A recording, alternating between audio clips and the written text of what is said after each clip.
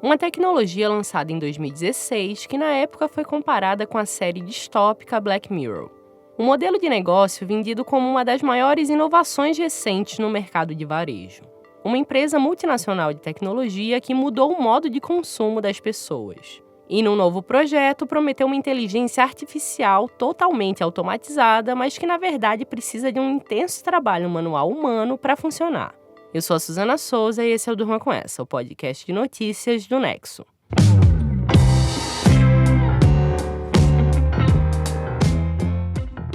Olá, eu sou a Letícia Arcoverde e estou aqui com a Suzana para apresentar esse podcast que vai ao ar de segunda a sexta, todo começo de noite, sempre com notícias que podem continuar a ecoar por aí. Quinta-feira, 4 de abril de 2024. Dia em que repercute a notícia de que as lojas super tecnológicas da Amazon, nas quais você pode entrar, pegar e sair com o que você quiser, sem precisar passar num caixa para ser cobrado, na verdade não são tão tecnológicas assim. Em vez de operarem 100% com inteligência artificial, como dizia a empresa, as unidades da Amazon Fresh contavam com monitoramento em tempo real de trabalhadores indianos que ficavam remotamente analisando o que era incluído nos carrinhos e debitando as compras dos clientes. Em paralelo a essa revelação feita pelo site americano The Information, na terça-feira a Amazon anunciou que vai descontinuar o serviço Just Walk Out, que é esse que prometia ser completamente automatizado. Cerca de metade das dezenas de Amazon Freshes espalhadas pelos Estados Unidos e pela Inglaterra contavam com essa tecnologia. Essas lojas são uma espécie de mercearia, com produtos de alimentação, itens de higiene pessoal, para casa, um mercadinho. As lojas em si não vão deixar de existir, mas vão passar a ter dois tipos de cobrança.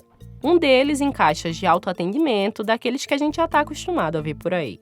O segundo é outra tecnologia que a empresa está prometendo, um carrinho inteligente chamado Dashcart, que na prática é um sistema de leitor de código de barras embutido no próprio carrinho de compras. Ou seja, a ideia é que o cliente sozinho vá bipando os produtos conforme for adicionando no carrinho e, portanto, debitando de sua conta.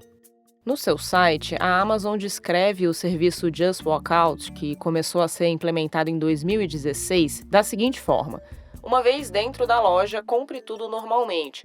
Tudo que você tira da prateleira é automaticamente adicionado ao seu carrinho virtual e tudo que você coloca de volta na prateleira é removido do seu carrinho virtual.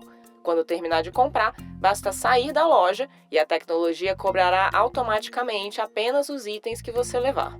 Então funciona assim, você realiza um cadastro na Amazon e coloca lá o seu cartão de crédito ou débito.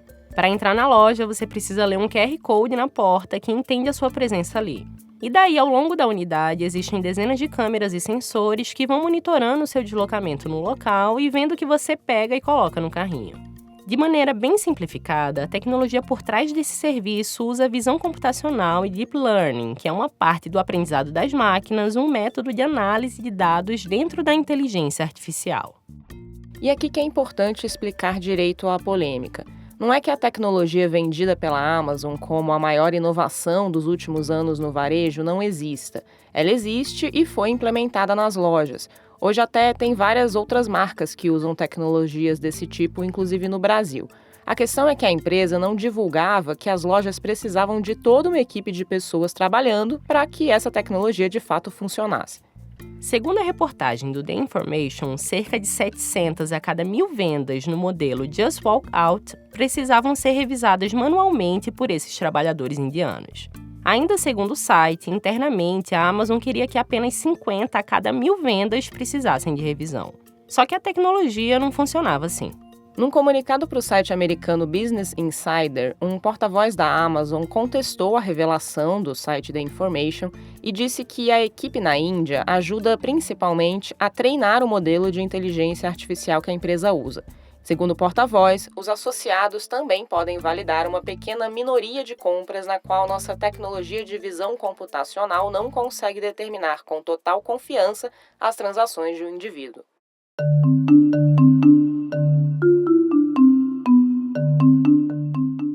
Por trás da inteligência artificial, que hoje está presente em vários lugares e não só na Amazon Fresh, existe algo chamado de microtrabalho, que geralmente envolve tarefas repetitivas e de baixa complexidade.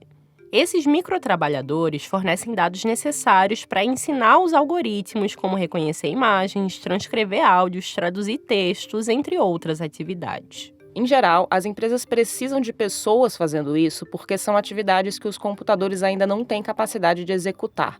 Mas não é apenas essa a questão. Em muitas situações, os humanos simplesmente custam mais barato. Eu teria dificuldade de encontrar uma empresa que se vende como sendo de inteligência artificial e que não dependesse muito ou profundamente do trabalho fantasma para gerar o seu principal produto. Essa frase foi dita por Mary Gray, pesquisadora da Microsoft e autora do livro Ghost Work, Trabalho Fantasma em Tradução. O subtítulo da obra de Gray é Como impedir o Vale do Silício de criar uma nova subclasse global.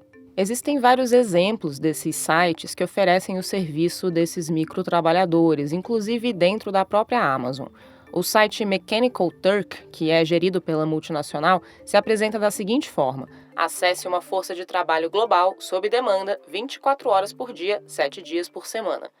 Nesse site, tanto usuários se candidatam a trabalhos digitais, como empresas buscam pessoas para tarefas específicas. O nome da plataforma, inclusive, é irônico. O Mechanical Turk original era uma fraude do século XVIII em que um autômato que supostamente sabia jogar xadrez de forma brilhante era, na verdade, manipulado por uma pessoa escondida sob o móvel do tabuleiro. Assim como a plataforma da Amazon, fundada em 2005, existem outros sites de crowdwork, ou trabalho de multidão, um outro termo usado para microtrabalho. Esses sites de microtrabalho incluem também atividades como preencher formulários, responder pesquisas ou redigir textos descritivos para produtos em sites. Mas a maior parte das tarefas está mesmo ligada à inteligência artificial. Um exemplo é a classificação de imagens com palavras simples, como cachorro, rato, pessoa loira. Essa classificação é usada para ensinar algoritmos de aplicativos a combinar e entender padrões realizados por usuários em determinadas situações. Depois, a máquina passa a conseguir lidar sozinha com as informações. Em janeiro de 2023, a revista Time revelou que a OpenAI, a empresa que opera o ChatGPT, usava trabalho terceirizado de pessoas em países africanos para identificar conteúdos abusivos e ilegais. Esses trabalhadores ganhavam menos de $2, ou cerca de R$10 por hora, e recebiam um adicional de insalubridade de pouco mais de R$300 por conta das imagens explícitas que tinham que analisar. Na época, a OpenAI se defendeu falando que a empresa terceirizada Sama era responsável pelas contratações. Num artigo publicado em julho de 2023, os pesquisadores Matheus Viana Braz, Paola Tubaro e Antônio Casilli reuniram dados sobre o microtrabalho no contexto brasileiro. Eles entrevistaram 477 trabalhadores da plataforma Microworkers e outros 15, de forma mais detalhada, que atuavam em até 4 plataformas ao mesmo tempo. Entre os principais dados da pesquisa está o fato de que 3 em cada 5 microtrabalhadores brasileiros são mulheres, enquanto na maioria dos outros países pesquisados anteriormente, as mulheres são uma minoria. O levantamento também aferiu que o valor médio de salário nessas plataformas é de R$ 9,00 por hora, ou R$ 1,73. E esse é o maior problema do microtrabalho: os salários baixíssimos que forçam as pessoas a jornadas exaustivas para tentar juntar uma grana mais expressiva. Ainda segundo a pesquisa, existem pelo menos 54 plataformas de microtrabalho operando no Brasil. E 1/3 dos trabalhadores de dados brasileiros não tem outra fonte de renda e depende das plataformas para a subsistência. Daí entra uma outra camada, que é o fato de que o ambiente do microtrabalho é muito pouco regulado ao redor do mundo. No Brasil, não há legislação que contemple a modalidade. A necessidade de criar um arcabouço legal para o setor é uma demanda de especialistas que estudam o tema. Pesquisadores do projeto Deep Lab, que levanta e produz dados sobre a área e participaram do levantamento brasileiro, colocam como prioritário o fortalecimento da proteção social dessa força de trabalho. A conclusão do estudo também chama atenção para um outro ponto interessante, que é o próprio uso do termo microtrabalhadores para caracterizar as pessoas envolvidas no mercado online de microtarefas. Eles destacam que essa terminologia pode sugerir que o serviço se trata de uma atribuição menor, que não exige qualificação. Mas a questão é que, sem esse serviço, não existiriam muitas das grandes revoluções tecnológicas atuais, como a inteligência artificial.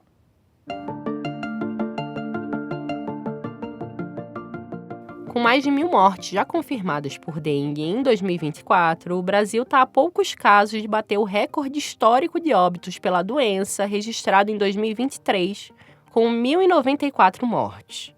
A crise que o país enfrenta pode ser explicada por motivos diversos, entre eles o padrão de urbanização das cidades brasileiras. A Mariana Vick escreveu sobre essa relação para Ponto Futuro, que tem entre seus temas de cobertura a gestão pública. A dengue, como a gente sabe, é transmitida pela picada do mosquito Aedes aegypti. A expansão desse vetor está associada a vários fatores, entre eles fatores ambientais, e é aqui que entram as cidades.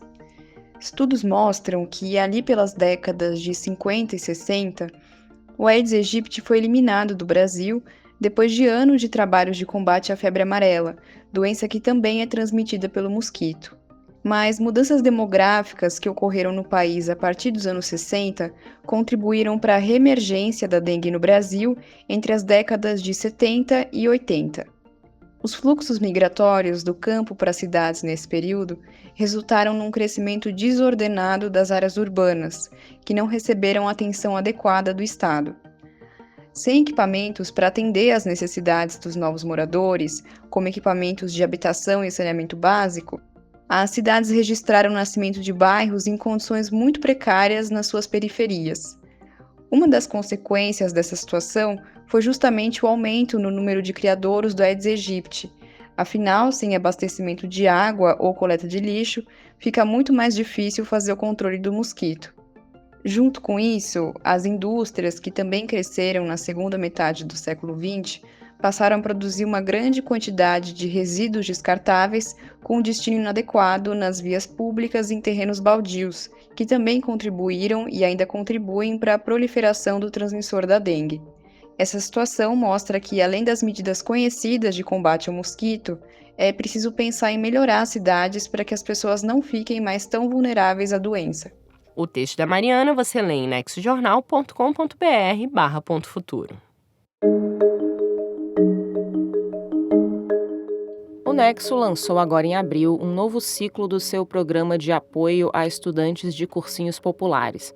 O objetivo é oferecer bons conteúdos, nos mais diversos formatos, para quem vai enfrentar o Enem e vestibulares. Leitores do jornal e ouvintes do Durma Com Essa podem financiar assinaturas para esses alunos, colaborando assim com a democratização da informação de qualidade. Para participar, é só acessar o link que a gente vai deixar na descrição desse episódio. O Durma Com Essa volta já. Você já deve ter parado para pensar naqueles momentos em que a interferência de alguém mudou o curso da história. Tipo, sei lá, se o Aécio não tivesse questionado as eleições de 2014, será que as coisas teriam acontecido do mesmo jeito? O Rádio Novelo Apresenta dessa semana conta como a interferência de alguém mudou o rumo das coisas. Na primeira parte, eu, Evelyn Argenta, conto a história de uma espécie de macaco que está mudando de hábitos graças à proximidade com os homens. Depois, a Flora Thomson DeVoe conta como a música brasileira ganhou uma leitura, digamos assim, bem peculiar na França e mudou completamente de sentido. Rádio Novelo Apresenta. Toda quinta tem episódio novo, com histórias que você nem sabia que precisava ouvir.